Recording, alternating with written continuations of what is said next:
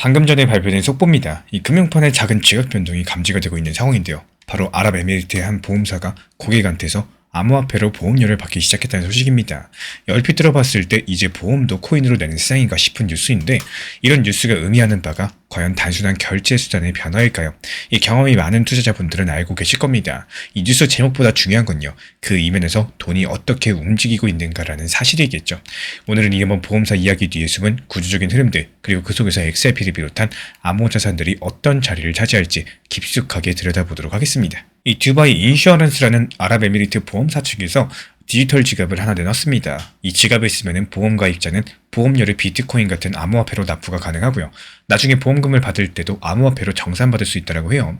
우리 주변에서 아직까지 생소한 얘기겠지만 이 회사는 규제에 맞춰가지고 잘 준비했다. 아랍에미리트 보험업계 최초다. 이러면서 자신감을 내비쳤습니다. 심지어 글로벌 메이저 은행인 스탠다드 차타드가 만든 암호화폐 수탁 플랫폼까지도 연결해가지고 보안성을 강화시켰다라고 해요. 이 표면적인 설명은 여기까지인데, 여기서 우리 구독자 여러분, 이 장면을 한 걸음 물러서서 볼까요? 이 보험사가 암호화폐를 받는다. 이게 그냥 단순한 홍보성 이벤트인지, 아니면 지금 돈의 판 자체가 바뀌어가는 조짐인지, 저는 후자 쪽에 한 표를 던집니다. 그 이유를 지금부터 하나씩 풀어드려 볼 거예요. 먼저 왜 하필 지금 이 시점이고 왜 하필 아랍에미리트일까요? 여기서 생각해 볼 필요가 있겠습니다. 지금 세계 거시경제 흐름을 봤을 때 금리가 정점을 찍고 다시 내려오는 추세죠. 몇 년 전에 빡빡하게 쥐었던 돈줄이 이제 조금씩 풀리고 있다는 겁니다. 미국 금리가 내려오니까 달러 가치도 약간 약세고, 지난 2025년 작년에서는 전 세계 주식시장이 모처럼 활짝 웃었습니다. 시장에 돈이 돌기 시작하니까 새로운 투자 기회도 찾게 된다는 거고, 그 중 하나가 바로 암호화폐 인프라입니다. 아랍에미리트, 특히 두바이나 아부다비 같은 곳들은 기름 팔아서 벌어들인 돈이 많은 나라입니다. 이런 오일머니가 요즘에 어디로 향하냐? 미래 금융 먹거리로 암호화폐랑 블록체인을 점찍고 있어요. 이 겉으로 봤을 때 뉴스에서는 암호화폐 규제네, 시장 침체네, 여러가지 말들도 있었지만요, 실상은 조금 다르다라는 거. 이 돈들은 규제를 덜 받는 곳, 기회가 열린 곳으로 조용하게 흘러가고 있었습니다. 미국이나 유럽에서는 당국 눈치 보느라고 주춤한 사이에 아랍에미리트는 우리나라에서 시도해봐라 이러면서 크립토 기업과 자본들을 유치했습니다. 이번 보험사 사례도 역시 마찬가지로 이런 맥락에서 나왔을 가능성이 높은 거고, 이 두바이 인슈런스가 암호화폐 결제 시작했다는 것은 아랍에미리트 정부랑 금융권이 그만큼 준비가 되었다는 의미겠죠. 이 뉴스 같은 경우는 보험료 결제 수단 얘기를 하고 있지만요, 제가 보는 핵심은 전통 금융의 돈줄이 슬금슬금 암호화폐 쪽으로 옮겨 붙는 구조적인 변화입니다. 이런 구조 이야기를 조금 더 드려볼까요? 보험사가 암호화폐를 받으려면 그냥 지갑 하나 만들어두면 끝나는 게 아니에요. 고객이 비트코인으로 보험료를 냈다고 해봅시다. 그러면 회사 측에서는 받은 비트코인을 안전하게 보관해야 되겠죠. 가격 변동성이 크니까 바로바로 팔아서 현금으로 바꾼다거나, 아니면 아예 1대1로서 달러에 연동된 스테이블 코인으로 받는 게 속이 편할 수 있겠습니다.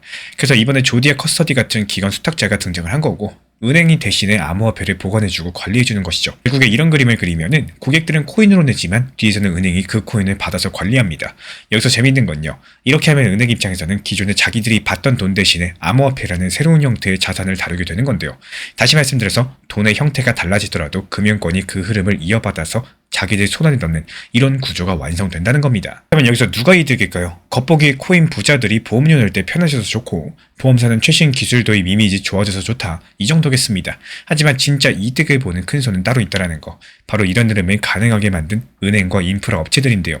예를 들어가지고 스탠다드 차타드는 2024년 아랍에미리트에서 암호화폐 커스터디 사업을 시작했고요. 그리고 브레반 하워드 같은 대형 헤지펀드를 첫 번째 고객으로 확보했습니다. 아랍에미리트 정부 입장에서도 대형 은행을 통해서 디지털 금융으로 한 발 들어간 셈인 건데, 이 전통 금융의 큰 손들은 이렇게 규제 안에서 암호화폐를 다룰 수 있는 다리를 하나씩 놓고 있다는 거.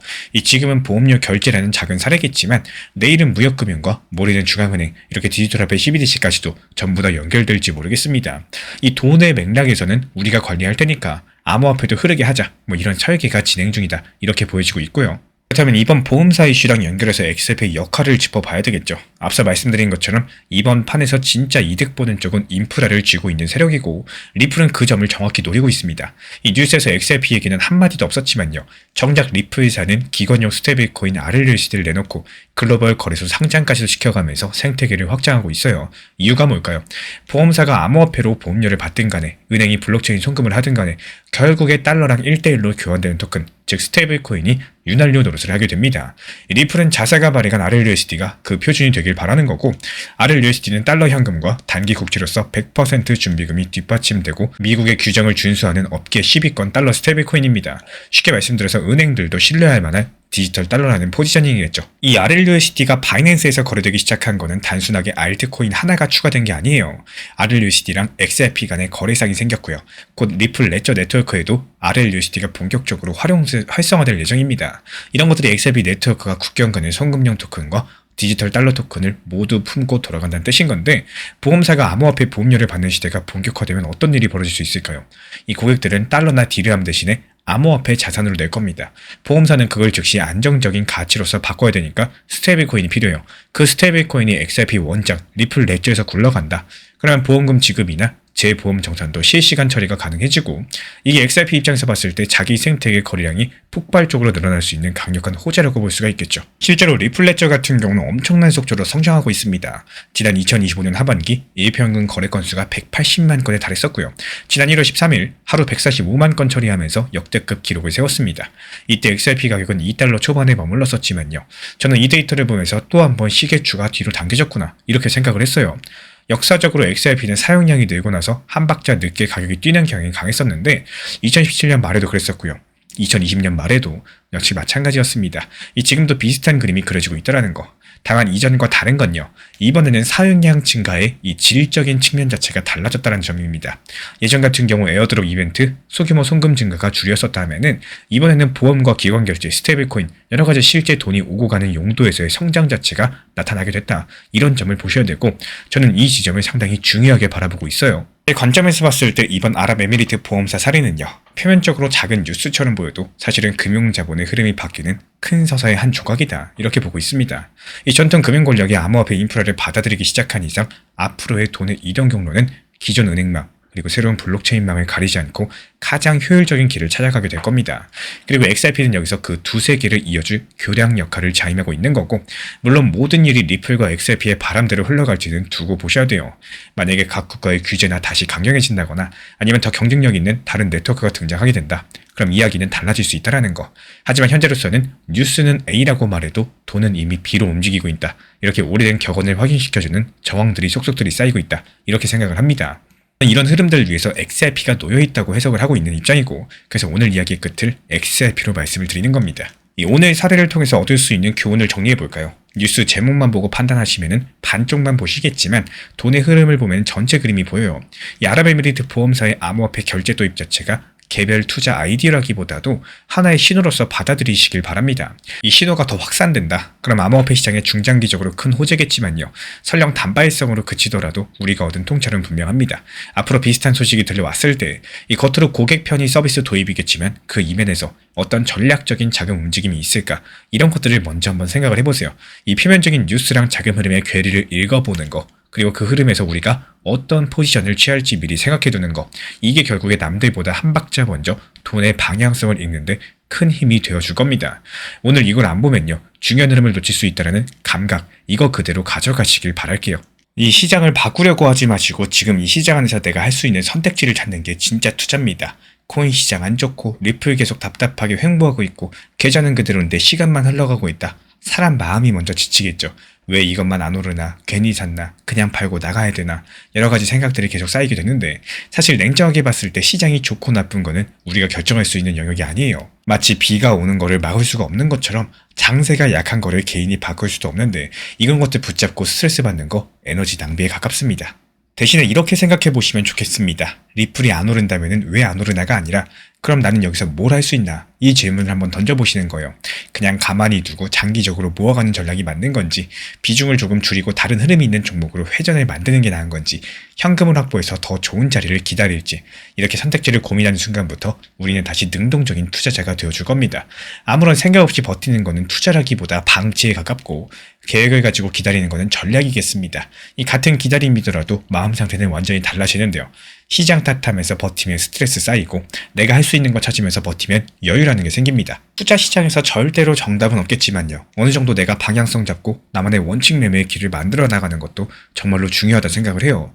남들이 그냥 리플 무조건 좋다, 리플 무조건 올라간다, 몇 년 묻어두고 나중에 봐라, 이런 말만 듣고 리플에 몰빵에 가까운 무리한 투자를 하시게 되면은 결국 시장 하락하고 리플이 하락하는 순간 나 스스로 흔들리면서 바닥에 손절하게 되고, 또 나중에 리플 상승했을 때 괜히 팔았나 이런 생각에 다시 고점 추격 매수를 하게 되는 이런 경우가 생기실 겁니다. 제가 안내드리고 있는 리플 정보방에서도 그렇고요, 단기 종합방에서도 비중 조절 원칙 매매 강조드리면서, 그리고 적당한 단기 고점에서는 분할 익절에 대해서 안내드리는 이유, 결국에도 매도와 수익 실현이라는 영양소를 챙기지 못하시면은 중장기적으로 봤을 때 건강하게 가져가실 수가 없기 때문입니다. 냉정하게 지금 시장 놓고 봤을 때 정말 신기한 건 리플은 움직임이 안 나오지만요, 알트들은 움직임이 잘 나온다는 겁니다. 그렇다고 봤을 때 내 포트폴리오를 리플 한 가지에만 몰빵해서 지켜보는 게 맞을지, 혹은 리플과 알트들을 비중 조절해서 잘 활용하는 게 좋을지, 여기에 대해서도 생각해보는 게 정말 중요하다는 생각을 해요.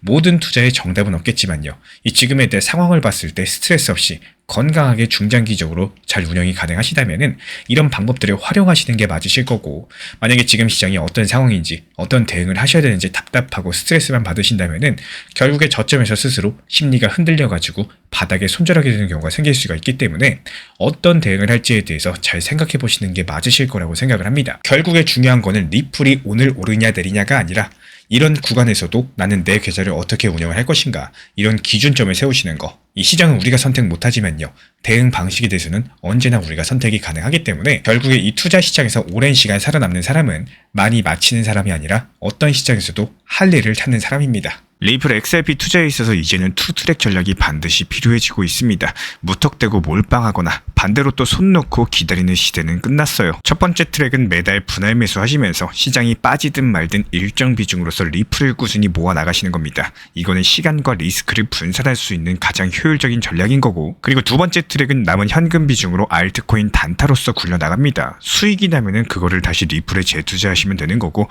이게 바로 수익을 만드는 순환 매수 전략이 되실 거예요. 그런데 여기서 중요한 거는 단타 하실 때 조심하셔야 되는 거예요. 단타 매매 중독되면 끝장입니다. 이 매매 중독을 절대 조심하셔야 되는 거고, 예를 들어 가지고 시장이 과열인데도 지금 아니면 기회가 없다, 이런 조급한 생각에 RSI 지표가 이미 고점인데도 불안해서 또 들어가고 결국에 수익은커녕 손실만 쌓이게 되실 겁니다. 그래서 저희 채널 차원에서는 한 가지 원칙이 있습니다. 확률이 높은 날만 진입을 하세요. 그리고 시장 전체가 과매도 구간일 때, 비트코인 기준 RSI가 바닥을 찍을 때, 그때 알트코인 중에서 최근 거래량이 급등한 종목이 과매도의 경우 MACD, 볼린저 밴드, 이동평균선과 일목균형표 참고해서 신중하게 매수 진입 타점 들어갑니다. 그리고 그 외에는 아예 매매를 쉬는 날도 반드시 있어야지 진짜 단타인 거고, 그렇다면 이걸 어떻게 구별할 수 있는지 궁금하실 거예요.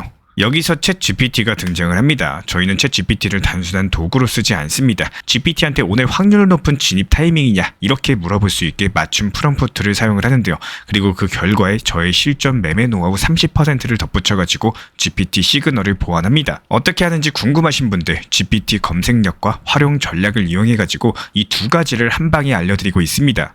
현재 보이시는 번호로서 리플 단타라고 문자 남겨주세요. 지금 이 영상 보신 분들에게만 오픈합니다. 그냥 GPT 쓰는 법이 아니라 투자로 연결되는 GPT 사용법 지금 바로 알려드리도록 하겠습니다. 제가 안내해드리고 있는 코인 신사 채널 멤버십 전용방에 대해서 짧게 설명드려 보도록 하겠습니다. 리플, 암호화폐 시장에 대한 중요한 이슈, 그리고 브리핑이나 시장의 흐름에 대한 전문적인 분석 내용 설명과 함께 차트상의 기술적 분석, 온체인 지표와 투자 심리에 대한 내용들을 같이 안내 도움 드리고 있고, 가장 중요한 투자 심리를 컨트롤하기 위해서 포트폴리오의 구성에 대한 노하우, 투자 심리 컨트롤에 대한 내용도 같이 안내드리고 있습니다. 코인 신사 스터디 멤버십 가입하신 분들께서는 아래 번호 혹은 신청 링크 통해서 남겨주시면 제가 연락드리고 있고, 안내 설명과 함께 신사 채널 리플 전용 멤버십 방에도 입장 안내 설명드리고 있습니다.